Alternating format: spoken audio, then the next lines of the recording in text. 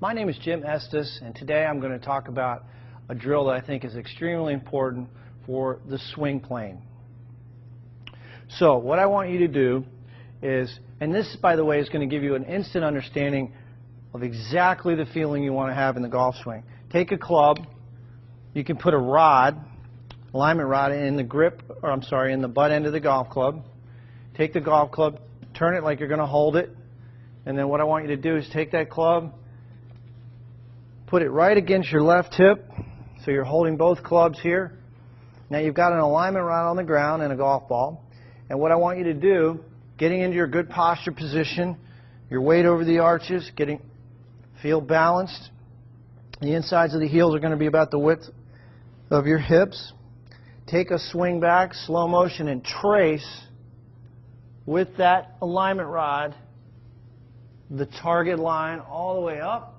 The shaft should be parallel to your target line at the top, and then slowly coming down, trace the line. And do this in slow motion. Right into the impact position. So this is a great feedback tool, visual feedback tool for learning the proper swing plane. Go right to your impact position. I encourage you to do this drill in slow motion, and if you have 5 minutes a day, if you do this drill every day, I guarantee you're going to improve your golf swing. So again, I think you'll find this to be extremely helpful. JimEstesGolf.com if you have any questions. Alright, this is your pressure reading. The center of pressure, this ball should be right between the crosshairs. Right there, this bar measures your weight distribution from right to left. You have 58% of your weight on your right foot at address. So much that on right or what? And yeah, and your weight's evenly distributed, heel to toe. You have a little bit more weight on your heel, 64% on your left foot, 54% on your right foot, heel to toe. That's front to back. Is that what it should be? It should be more 50-50, but we'll take it. We'll take it. Anytime you bend your knees more, you tend to shift your weight to your heels. That tends to be the problem. So why I'm saying that to you is I want you to be sensitive to this idea that you need to stand on a balance disc. I want you to practice balancing on a disc. That's something a trainer, that's something we want to practice. As you get older, your balance mechanism doesn't work as well. And so that's why it's so important to stay active, because you don't want to lose your balance. Many folks get really... So this was a better backswing. The club head got a little in behind your hands there, underneath that cone, but that's okay. That's a pretty good backswing. You want to work on turning your hips. You know, one of your exercises, and everything I'm saying is recorded, you're going to put the club across your thighs and practice rotating your hips back to the right and back to the left. Yep. So you don't get a lot of hip turn. Your lower body didn't rotate much, and that's something you can work on. But this is a good backswing position. Okay, as you take... Now, I see the club is like, well, I didn't think I was like swinging that fork, but it's like almost... Now look what that says there. You got 97% of your weight on your left foot, or your right foot. That's your right foot. Oh, so that's better. That's okay then. It's better.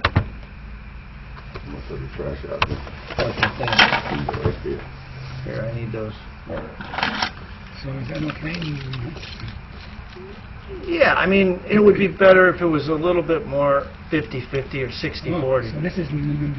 A little bit. I mean, that's okay. Yeah, that's a lot, but that's okay. On my right foot or on my left? Well, that's what I'm trying to figure out. I gotta... Because I thought you said that you wanted my weight more on my right foot. Well, I have to see how this is configured, because this might be configured for a left-handed person. I don't know yet. I have to figure that out. I'll let you know. But I think this is pretty good. This is your left foot and this is your right foot. But yeah, I'd rather you make that mistake. Now your club comes a little bit to the outside. I see that. Now, how are we going to fix that problem? Well, We're going to work your hands. That's why you lose power. I see that coming through it. You're coming outside, and the shaft is coming down too vertical there. So you're going to work on bringing your hands down, not out. Now the reason you bring your hands out is because your shoulders do the work, not your legs. But you want to just practice this exercise. Grab your left wrist with your right hand, pull your left arm across your chest, and then practice dropping your hands into your right hip pocket without moving your shoulders. So watch me. I'm not moving my shoulders as I drop my hands. My shoulders are not moving. I'm moving my hips. So you're going to keep your back. Now you move your shoulders. Don't move your shoulders. Move your hips toward the target. Shift them toward the target. Don't spin them. Shift them. There. And your back stays to the target. See how your back is still to the target. So you want to work on that feeling. And I can tell you another way to do it that will be helpful. You can stick an alignment rod, a plastic dowel rod, like one of those sticks you can get for like $1. Stick it in the ground just above the height of the shaft. And then practice swinging underneath that. So you would just practice swinging back, around, and down, not around and out. And that would be an exercise I will show you how to do. You just stick an alignment stick in the ground, and you just have to reorient your hands. Your hands can't work away from your body. They have to work down. Nice. Now, you think of a merry-go-round, Scott. Think of a round flatter. Think of swinging behind you more, around like a baseball. Right. The farther your hands go behind you, the more they're going to want to work down. Your swing is a little bit too upright. Your hands are a bit too high there for your height. We're going to put your hands, Scott, right here at the top of your backswing.